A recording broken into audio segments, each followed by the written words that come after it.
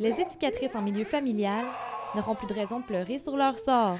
Le gouvernement du Québec a invalidé les lois 7 et 8 qui leur retiraient le droit de se syndiquer. Elles pourront donc le faire bientôt. Il s'agit d'une excellente nouvelle pour les éducatrices en milieu familial qui ne bénéficient d'aucun avantage social.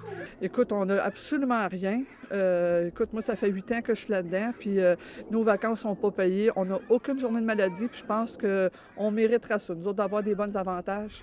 On le mérite autant qu'une autre personne qui travaillerait dans un bureau ou n'importe où. Eux, ils en ont des belles conditions, mais pourquoi pas nous? La venue d'un syndicat devrait apporter beaucoup aux éducatrices. Leur salaire risque d'augmenter et elles devraient pouvoir bénéficier de congés de maladie et de vacances payées.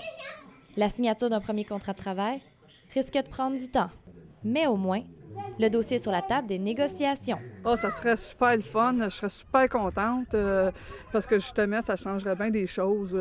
Avec plusieurs années qu'on veut avoir le syndicat, je pense qu'on mérite, on travaille fort avec les enfants, puis justement pour avoir des meilleurs avantages sociaux. Ça serait, il me semble, ça apporterait un vent nouveau, je trouve, parce que nous autres ici, c'est ça, on mérite des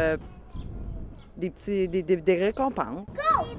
Pour les tribunaux, qui ont jugé les lois 7 et 8 inconstitutionnelles, la syndicalisation est un droit fondamental. Enlever ce droit aux femmes qui travaillent dans les garderies est discriminatoire. Ah, c'est sûr, puis ils vont améliorer leur sort, ça aussi, c'est sûr. Mais c'est une bataille qui est commencée depuis plusieurs années et puis qui va se poursuivre tant que les filles n'auront pas gain de cause. Les négociations sont en cours actuellement entre le gouvernement du Québec et les syndicats. En attendant, les éducatrices poursuivent leur travail et gardent le sourire. Mère Pierre Leduc pour la Cité collégiale à Valleyfield.